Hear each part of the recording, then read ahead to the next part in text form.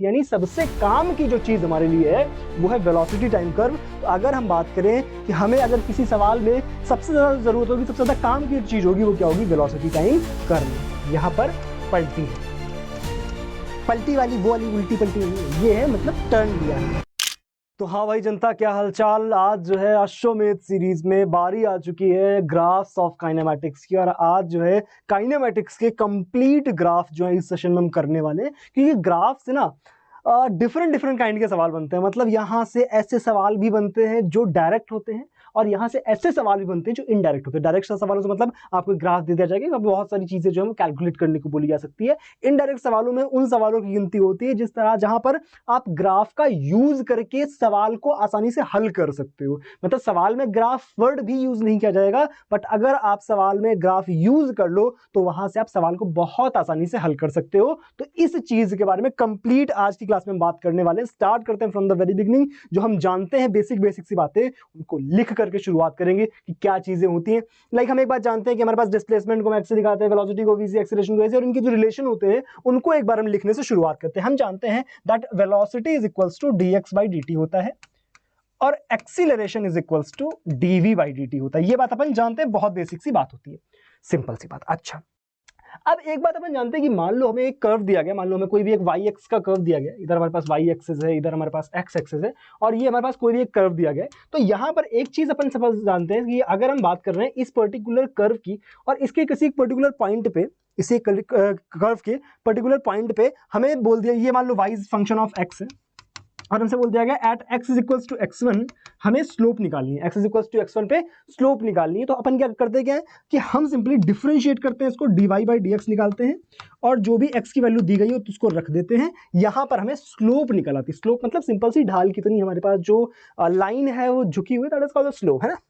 Similarly अगर हम बात करें कि स्लोप को हम दिखा किससे रहे, dy बाई dx से। अब जरा यहां पर आओ, यहां पर आ जाओ। यहां पर क्या है कि अगर हमारे ऊपर क्या था, इसमें y था, नीचे क्या था, x था। इसमें हम देखो ऊपर क्या है, x से नीचे क्या है, t। यानी अगर x और t हम कर्व एक प्लॉट कर रहे हैं, उस कर्व की हम स्लोप कैलकुलेट करेंगे तो क्या हमें v मिल जाएगा? नहीं, वेलोसिटी मिल जाएगी, बिल्कुल मिल जाएगी। इसका सिंपल तात्पर्य क्या निकलता है कि अगर हम xt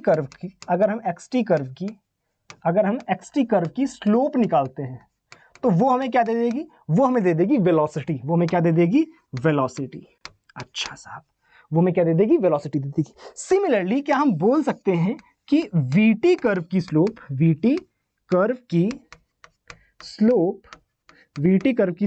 हमें क्या दे देगी? एक्सीलरेशन दे देगी। ठीक साहब, यहां तक बात अपने को समझ आती, बहुत बढ़िया, अच्छा लगा।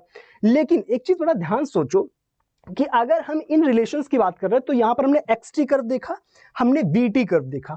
सोचो क्या एटी कर्व हो सकता है? भाई तीन क्वांटिटीज हैं, एक्सीलरेशन, डिस्प्लेसमेंट और वेलोसिटी। अगर हम एटी कर्व की बात कर रहे हैं, एटी कर्व, तो एटी कर्व सिंपल क्या बोल सकते हैं? DA by D. AT curve की स्लोप डीए बाई डी, यानी change of rate of acceleration. क्या change of rate of acceleration एक फिजिकल क्वांटिटी होती है? हमारे सिलेबस में ऐसी कोई फिजिकल क्वांटिटी मेंशन नहीं, बट वास्तविकता में ये एक फिजिकल क्वांटिटी होती है, और उस क्वांटिटी को बोलते हैं जर्क। जिसे बोलते हैं ना कि यार जब जो बस से सडनली जब ब्रेक लगता है तो वहां पर एक्सीलरेशन चेंज होने की रफ्तार जो है बहुत तेजी से घटती है, तो हम बोलते हैं ना झटका लगा है। वही चीज यहां पर होती है कि जब हम एक्सीलरेशन चेंज करते हैं बहुत तेजी से या किसी भी रफ्तार से, तो वहां पर हम क्या बोलते हैं? उसको जर्क बोलते हैं। और ये जर्क जो होती है हमारे सिलेबस में कोई फिजिकल सिग्निफिकेंस नहीं रखती है, तो हम बोलेंगे कि एटी कर्व की जो स्लोप है वो हमें कुछ खास चीज नहीं दे रही है। सिंपल। अच्छा, अब क्या है, हमने जो तीन एक्सप्रेशन देखे, उन तीनों एक्सप्रेशन से हम कुछ चीजें कैलकुलेट करने की कोशिश करते हैं। हमारे पास v is equals to dx by dt था। क्या हम यहां से लिख सकते हैं v is equals to dx by dt से क्या हम लिख सकते हैं x is equals to integration v dt? x is equals to integration v dt। ठीक साहब, लिख सकते हैं, बहुत बढ़िया, ये बात समझ आती है। अब एक चीज अपन जानते हैं, क्या जानते हैं? दैट इंटीग्रेशन y dx, ये क्या होता है? मान लो हमारे पास ये कोई कर्व था y और इधर x था, ये कोई कर्व था, और अगर हम सिंपल बात करें कि यहां पर हम इस कर्व का हमें एरिया कैलकुलेट करना होता है। मैं बेसिक आपको इंटीग्रेशन की फील भी देता हुआ चल रहा हूं कि मान लो हमें इस कर्व के अंडर एरिया कैलकुलेट करना है, तो अपन करते क्या है, हम x पर जाकर के dx का एक एलिमेंट लेते हैं। इस dx के एलिमेंट के लिए क्या हम लिख सकते हैं? छोटा सा area dA, that is equals to, length इसकी क्या है? dx, और विड्थ क्या है? y, है ना।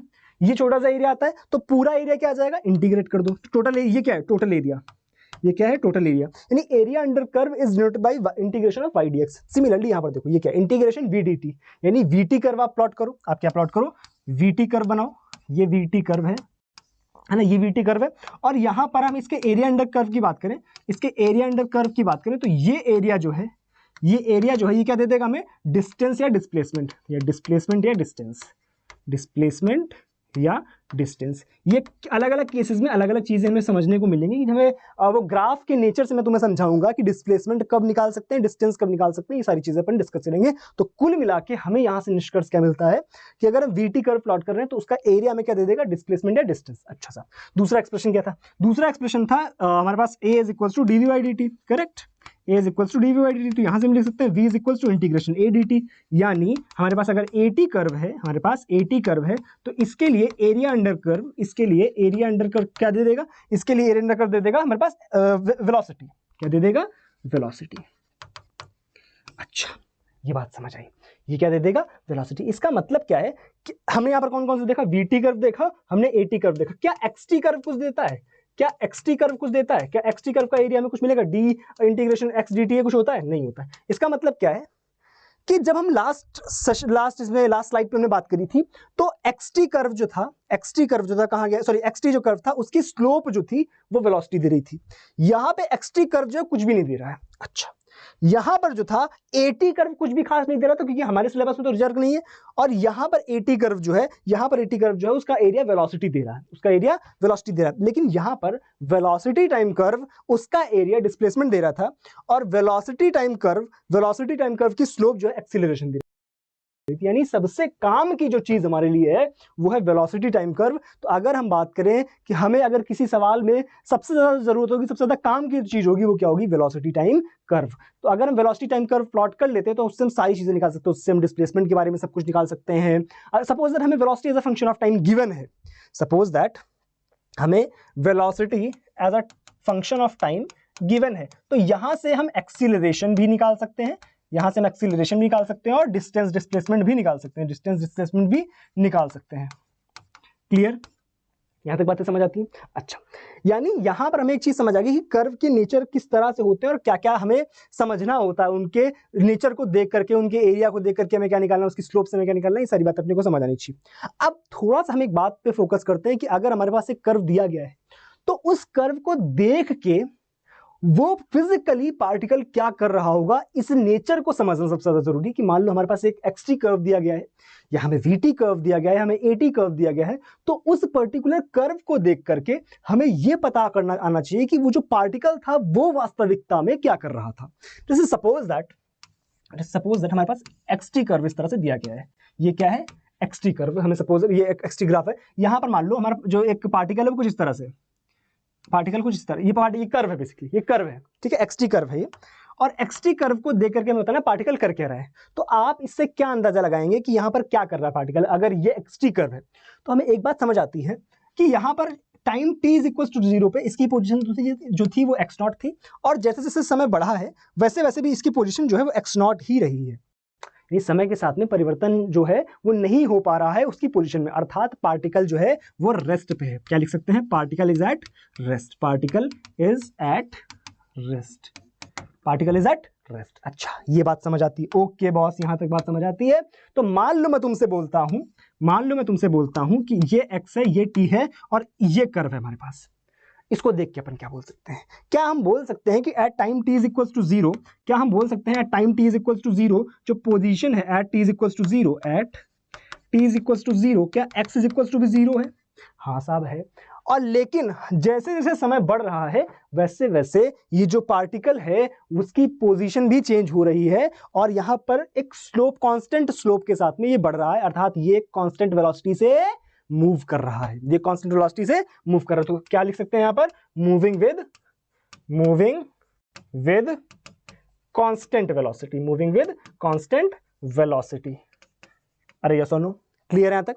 अच्छा ये बात अपने को समझ आती है कि ग्राफ का नेचर हमें पता करना आना चाहिए। जैसे मान लो मैं तुमसे बोलूं क्या बोलूं, ये बोलूं कि हमारे पास xt कर्व जो है वो कुछ इस तरह से दिया गया, ये x है, ये t है, और हमारे पास xt कर्व जो है वो कुछ इस तरह का है कि ये है xt कर्व, यहां पे जो है यहाँ पे जो है एक जगह टक टक टक टक टक, यहाँ पे टाइम जो है वो 2 सेकंड है, यहाँ पे 4 सेकंड है, ठीक। और यहाँ पे तो 0 है ऑब्वियसली, और ये पोजीशन जो है वो 2 मीटर है, यहाँ पे 4 मीटर है।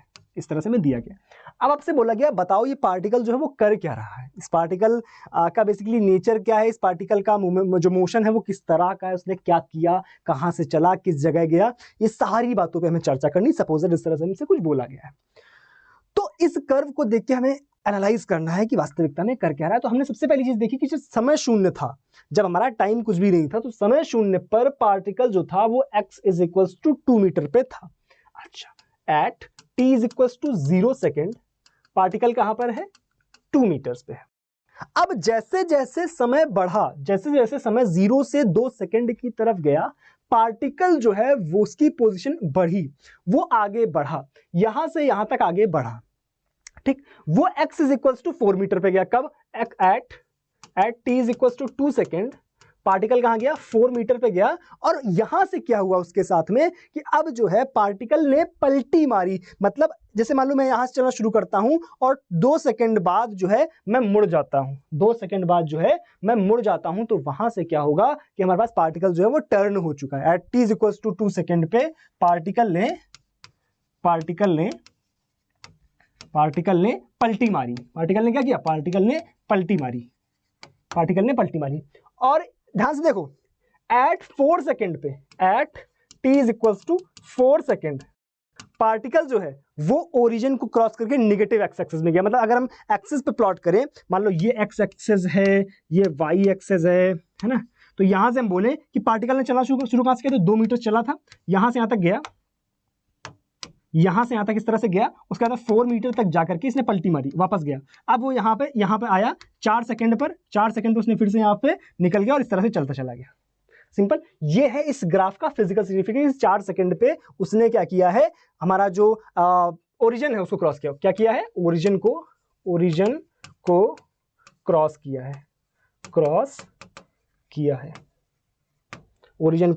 है। क्लियर यहां तक बातें, अरे यस और नो, क्लैरिटी है। अच्छा, अब मान लो मैं आपसे बोलूं कि हमारे पास एक VT कर्व दिया गया है। क्या दिया गया है, V और T कर्व दिया गया है इस तरह से, ठीक। और VT कर्व जो है वो कुछ इस तरह का दिया गया है, VT कर्व मान लो इसी तरह का कुछ दिया गया है, ठीक। यहाँ पे 2 सेकेंड, यहाँ पे 4 सेकेंड, ठीक। यहाँ और मान लो मैं आपसे बोलता हूं कि यहाँ पर जो वेलोसिटी है वो 2 मीटर पर सेकेंड, ठीक। यहाँ से वेलोसिटी 2 मीटर पर सेकेंड और यहाँ पे वेलोसिटी मान लो 4 मीटर पर सेकेंड है, इस तरह से, ठीक।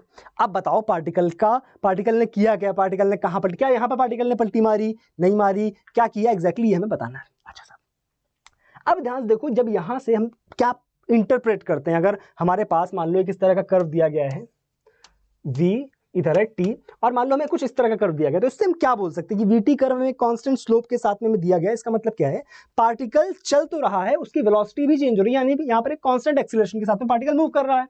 यहां पर भी क्या हो रहा है, पार्टिकल जो है 2 मीटर पर सेकंड से 4 मीटर पर सेकंड एक कांस्टेंट एक्सीलरेशन के साथ में गया है, 2 सेकंड में हुआ है, तो हम बता सकते हैं एक्सीलरेशन वगैरह भी निकाल सकते हैं कितना है, ठीक। लेकिन क्या यहां पर पार्टिकल ने पलटी मारी, नहीं। क्यों, ध्यान से देखना कि यहां पर भी वेलोसिटी जो है, देखो बच्चे ऐसा होता है, जैसे मान लो पार्टिकल इधर जा रहा है तो वेलोसिटी पॉजिटिव है ना, और पार्टिकल अगर इधर जा रहा है तो वेलोसिटी नेगेटिव है, करेक्ट। अब यहां पर हुआ क्या है, वेलोसिटी पॉजिटिव या नेगेटिव कब होती है, जैसे मान लो ये ओरिजिन था ना, ये ओरिजिन था, तो इधर पॉजिटिव होगी और इधर नेगेटिव होगी, करेक्ट है। अच्छा, तो अब यहां पर क्या है, ध्यान से देखो, ये ओरिजिन है, इसके ऊपर वेलोसिटी पॉजिटिव और इसके नीचे वेलोसिटी नेगेटिव है, यानी अगर फर्स्ट वाले क्वाड्रेंट में हमारा ग्राफ दिया गया है तो वहां पर तो वेलोसिटी हमेशा ही पॉजिटिव रहेगी। इसका मतलब ये भी वेलोसिटी पॉजिटिव है, ये भी वेलोसिटी पॉजिटिव है, लेकिन यहां पर वेलोसिटी बढ़ रही है और यहां पर वेलोसिटी घट रही है। पलटी कहां पर मारी है, पलटी यहां पर मारी है, क्योंकि यहां पर वेलोसिटी जो है वो निगेटिव में जा रही है, इसके नीचे वेलोसिटी निगेटिव में है, इसका मतलब यहां से उसने पलटी मारी है, यहां से उसने पलटी मारी, अब डायरेक्शन चेंज हुई। इसका मतलब क्या है, पार्टिकल किस तरह से कर रहा है, ध्यान से देखना। मान लो पार्टिकल यहां से चलना शुरू कर रहा था और यहां से जाते जाते क्या हुआ, यहां से यहां तक वेलोसिटी बढ़ी, उसके बाद क्या हो रहा है, घटने लगी है। तो जैसे मान लो यहां से चलना शुरू किया, यहां से तक वेलोसिटी बढ़ी, फिर इसका वेलोसिटी घट रही, फिर यहां पर रुक गया, अब क्या हुआ, वेलोसिटी की डायरेक्शन चेंज हो गई, मतलब पहले वो ऐसे गया है फिर ऐसे गया है, पलटी यहां पर मारी, यहां पर पलटी है, पलटी वाली वो वाली उल्टी पलटी नहीं है, ये है मतलब टर्न लिया है, यहाँ पर उसने टर्न लिया है, यहाँ पर वो अपनी डायरेक्शन से भ्रमित, मतलब भ्रमित क्या, अपोजिट डायरेक्शन में चलना शुरू कर देता है। क्लियर है यहाँ तक? 100%। जो भी दिक्कत हो अभी कमेंट सेक्शन में लिख देना, ठीक है ना। और एक बात और, अगर ये सीरीज आपको पसंद आ रही है तो वीडियोस को लाइक जरूर कर दिया करो और चैनल को सब्सक्राइब कर लो, ताकि और नोटिफिकेशन बेल जरूर प्रेस कर देना, क्योंकि पता है अभी आज संडे को आपको ये वीडियो मिल रही है और आज मैं संडे को ही रिकॉर्ड कर रहा हूँ, लेकिन समय हो चुका है रात के 12:30 सुबह के, ठीक है। तो मतलब हम आपके लिए मेहनत कर रहे हैं, हम आपके लिए अच्छा कंटेंट लेकर के आ रहे हैं, तो आपकी भी जिम्मेदारी बनती है कि आप भी मेरे प्रति, हमारे प्रति, जेईफिनिटी के प्रति अपनी रिस्पॉन्सिबिलिटी दिखाओ और चैनल को सब्सक्राइब करके लोगों के साथ शेयर करो, क्योंकि जब आप अच्छा कंटेंट लोगों के साथ शेयर करते हो तो कहीं ना कहीं आपको भी लोग दुआएं देते हैं, है ना। चलो बहुत बढ़िया, शाबाश, चलते हैं आगे। चलो मान लो मैं आपसे बोलूं कि हमारे पास एक कर्व दिया गया है, कोई भी एक curve, x t curve, v t curve, a t curve कोई दिया गया है। सबसे आसान तो वीटी कर्व, मतलब बेसिकली सबसे हमारे लिए खास चीज जो होती है वो वीटी कर्व ही होती है, क्योंकि वहां से हम हर जगह जा सकते हैं। तो मान लो आपको कोई वीटी कर्व दिया गया है, ठीक है, मान लो एक कोई वीटी कर्व दिया गया इस तरह से, किस तरह से कि ये एक वीटी कर्व है, ठीक है, यहाँ पे वी है, यहाँ पर टी है और यहाँ पर हमारे पास t is equal to 2 second है, ठीक, यहाँ पे t is equal to 4 second है, ठीक।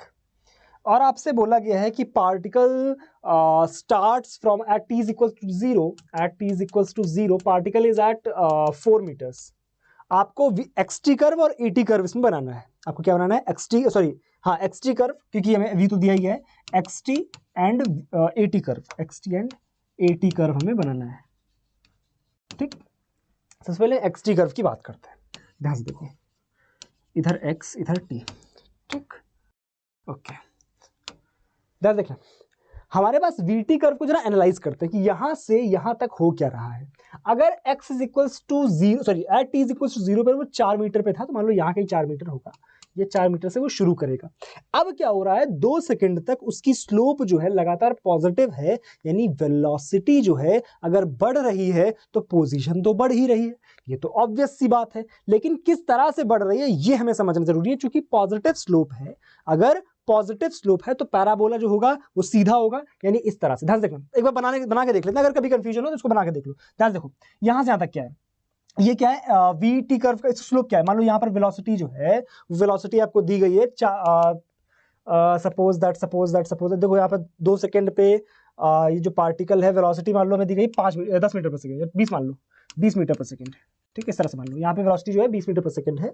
तो आपसे बोला, अब अपना यहाँ पर एक काम और कर सकते हो कि आप इसका एरिया अंडर कर्व निकालो। ध्यान देखो, ये एक ट्राइंगल का पहले एरिया अंडर कर्व निकालो, इस वाले का क्या आ जाएगा, हाफ बेस इनटू हाइट, यानी 20 मीटर चला है वो पार्टिकल।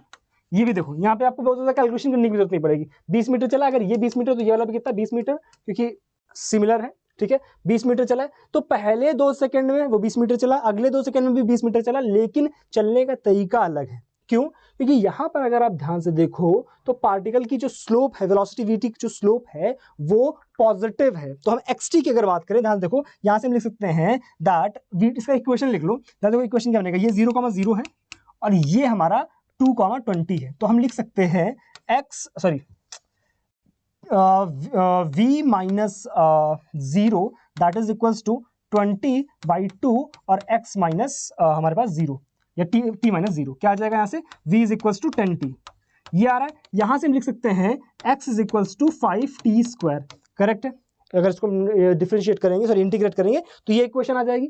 अच्छा, यानी ये हमारे पास पैराबोला जो है किस तरह का पैराबोला है, ये हमारे पास y is equals to x² वाला पैराबोला है, यानी x² is equals to y वाला पैराबोला है। इसका मतलब ये हमारे पास इस तरह का पैराबोला है, इस तरह का पैराबोला है, करेक्ट है।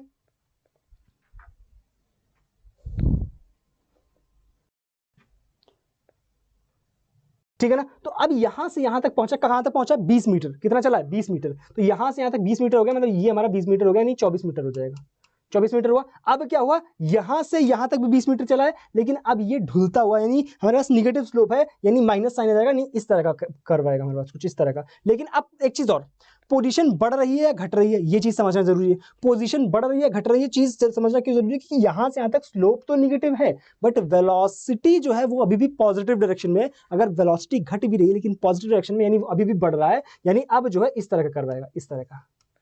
कहां से कहां तक, 4 सेकंड था, ये 2 सेकंड था और ये जो है 4 सेकंड है, ये जो है 4 सेकंड है। अब क्या है, यहां से उसने पलटी मारी है, यहां से पलटी मारी, तो यहां से नेगेटिव स्लोप हो जाएगी, इस तरह से जाएगा। तो ये जो है हमारा XT कर्व हो जाएगा। अगर मान लो इसी में AT कर्व की बात करें, हम इसी में AT कर्व की बात करें, मैं शॉर्ट में कहीं पर प्लॉट करने की कोशिश करता हूँ, चलो यहीं प्लॉट कर देता हूँ, ठीक है, इसको हटा दो, कोई खास काम नहीं है इसका, ठीक है। AT कर्व की बात करता हूँ, AT। अगर मैं बात करूं इस AT कर्व की, तो यहां पर स्लोप कितनी है, स्लोप ध्यान से देखो, एक्सीलरेशन, भाई एक्सीलरेशन आप सिंपल निकाल सकते हो, v is equal to 10t था, तो यहां से एक्सीलरेशन कितना आ जाएगा, 10 प्लस का 10, करेक्ट है। या आप डायरेक्टली स्लोप की बात कर सकते हो, 10 ही आएगी हमारे पास, है ना, 20/2, हाँ 10 आएगी, ठीक।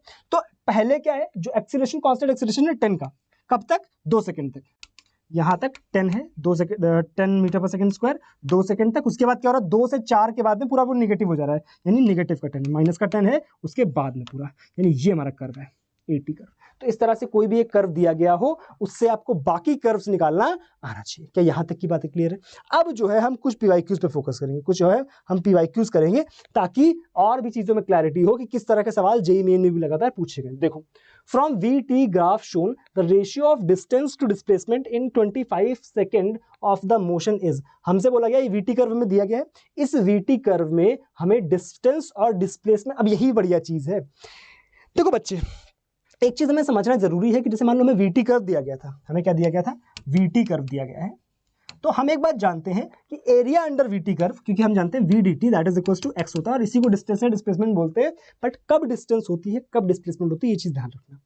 अगर हम बात कर रहे हैं कि यहां पर ध्यान से देखो, ये वाला एरिया, ये एरिया, ये एरिया, ये एरिया पॉजिटिव है, बट ये एरिया नेगेटिव है, ये एरिया क्या है, नेगेटिव। इसका मतलब क्या है, इसका मतलब सिंपल सा ये बनता है कि अगर हम इन सारे एरियाज को जोड़ दें, अगर हम इन सारे एरियाज को जोड़ दें, यानी अगर हम लिखना चाहें कि मॉड A1 पहला area plus mod A2 plus mod A3 सारे एरियाज जोड़ दें, तो वहां पर क्या होगा, वो हमारे पास दे देगा डिस्टेंस। ये क्या दे देगा, डिस्टेंस दे देगा। लेकिन अगर हम इनको विद साइन रखें, अगर पॉजिटिव है तो पॉजिटिव, नेगेटिव है तो नेगेटिव, यानी A1 plus A2 plus A3 कर रहे हैं, तो अब जो पॉजिटिव होगा वो पॉजिटिव होगा, जो नेगेटिव होगा उसका साइन आ जाएगा, है ना, तो वो क्या आ जाएगा, डिस्प्लेसमेंट आ जाएगा।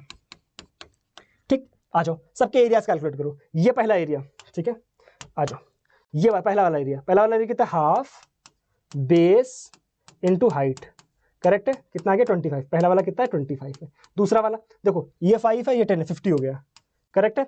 इसके बाद क्या आ रहा है, ये ट्रेपेजियम आ रहा है, तो ट्रेपेजियम के लिए भी डायरेक्टली इसको तोड़ के भी कर सकते हो, इसको तोड़ के भी कर सकते हो कि हमारा ये वाला कितना हो जाएगा, ये वाला हो जाएगा हमारे पास 5 × 10 यानी 50 फिर से हो गया। ये वाला कितना हो गया, हाफ बेस, बेस कितना है, 5 है, हाइट 10 है, यानी फिर से हो गया ये हमारे पास 20, ये हाफ लिख लेता हूँ एक बार, बेस इंटू हाइट, यानी हमारे पास कितना हो गया, 10।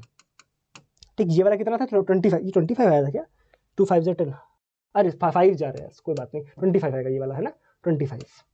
ये वाला भी 25 हो गया। अब ये वाला देखो, ये वाला कितना आ जाएगा, ये वाला हमारे पास आ जाएगा हाफ 5 × 20 यानी 50 आ जाएगा ये, तो ये वाला हो गया 50, करेक्ट है। तो 25 प्लस 50 प्लस 25 प्लस ये कितना है, 50 प्लस 50, ये है ऊपर वाला एरिया, ठीक। और नीचे वाला ये कितना है, ध्यान से देखना, ये है हाफ, ये कितना है, -20, है ना, और हाइट बेस कितना है, 5, कितना आ गया ये 10, यानी कितना आ गया 50। तो अगर हम इसमें 50 ऐड करेंगे तो वो डिस्टेंस बन जाएगी। तो पहले इसको ऐड कर लो, 50 50 100 100, ये 50 50 100 150 और ये हो गया 200, ये हो गया 200, ठीक है, ये 200 हो गया।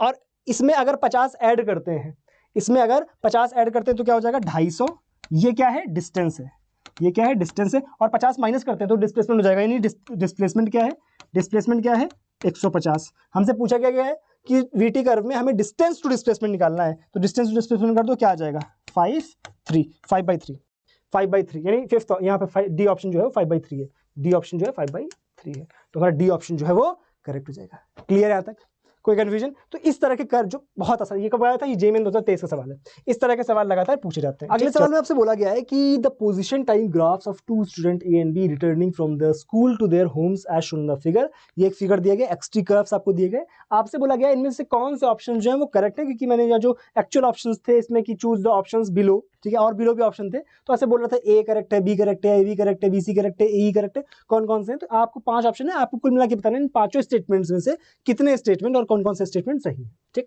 तो पहली चीज है कि आपसे ऑप्शन बोला जा रहा है A lives closer to school, B lives closer to school, option B में इनमें से कौन सा पास में रहता है? तो ऑब्वियस सी बात है जो डिस्टेंस कम होगी वो पास में रहता होगा। जरा ध्यान से देखो, हमारे पास अगर ए है तो ए की पोजीशन ये है और बी की पोजीशन जो है वो ये है। ये हमारे पास एक्स ए है और ये एक्स बी है। हमें ग्राफ से देखने में सीधा समझ आ रहा है कि एक्स ए की जो वैल्यू है, एक्स ए की जो वैल्यू है वो एक्स बी से कम है, सॉरी एक्स बी से कम है ना। तो ये हमारे पास X B A is less than X B. तो इसका मतलब ये तो साफ बात है कि A lives closer to school, A lives closer to school. ठीक साहब, ये बात समझ आती है। दूसरा, अब इनकी जरा रफ्तार पे चर्चा करते हैं, इनकी वेलोसिटी पे चर्चा करते हैं। तो हमें एक बात पता है कि जितनी ज्यादा स्लोप उतनी ज्यादा वेलोसिटी। तो हमें एक बात समझ आ रही है कि ए जो है उसकी स्लोप कम है, बी की स्लोप ज्यादा है। तो slope of B is greater than slope of A, slope of A. इसका मतलब क्या है? Velocity of B is greater than velocity of A. इसका मतलब क्या है? B travels faster than A. यानी ए ऑप्शन करेक्ट है एंड ई ऑप्शन करेक्ट है इसमें। सिंपल सा सवाल, डन है। चलो अगले सवाल पर फोकस करते हैं। क्या है? The velocity time graph of a body moving in a straight line as shown in the figure. आपसे बोला गया द रेशियो, अरे भाई ये तो वही वाला सवाल है जो अपन अभी करे थे, the ratio of displacement to distance. तो डिस्प्लेसमेंट के लिए क्या करेंगे? ये जोड़ेंगे, ये घटा देंगे, ठीक। और डिस्टेंस के लिए पांचों को जोड़ देंगे। कर सकते हो खुद से एक बार, चलो मैं करवा देता हूँ, ठीक है। तो इसके लिए एरिया क्या आ जाएगा? 8 × 2 यानी 16। इसके लिए क्या आ जाएगा? 4 × 4 16। इसके लिए क्या आ जाएगा? 2 × 4 8। इसके लिए क्या आ जाएगा हमारे पास? 2 × 4 8, करेक्ट है। तो 16 हो गया 32 और 8 हो गया हमारे पास 16। अगर ये जोड़ेंगे तो डिस्टेंस बनेगा, घटाएंगे तो डिस्प्लेसमेंट बनेगा। तो ये कितना डिस्टेंस कितना आ जाएगा? 48 और डिस्प्लेसमेंट कितना आ जाएगा? 16, ठीक। तो इनका रेशियो क्या आ जाएगा? डिस्प्लेसमेंट टू डिस्टेंस पूछा गया, डिस्प्लेसमेंट टू डिस्टेंस यानी 16 डिवाइडेड बाय 48 कितना आ गया? 16 3 48 यानी 1/3। 1/3 इज द फाइनल आंसर। कौन सा ऑप्शन करेक्ट है? बी ऑप्शन करेक्ट है। डन है। चलो अब आपके जो भी डाउट्स आए हो इस क्लास में, जो भी कंफ्यूजन रहा हो किसी भी ग्राफ को लेकर के, वो आप नीचे कमेंट सेक्शन में लिख सकते हो। अगर क्लास पसंद आई है तो लाइक करना मत भूलना, और वीडियो पे अगर पहली बार आए हो, इन क्लासेस पे पहली बार आए हो, जेइफिनिटी पे पहली बार आए हो, तो चैनल को सब्सक्राइब करके वो जो नोटिफिकेशन का बेल है वो ज़रूर प्रेस कर देना, ताकि इसी तरह की क्लासेस जो आपको लगातार मिलते हैं। अब मिलेंगे नेक्स्ट सेशन में, तब तक के लिए thank you so much, bye bye.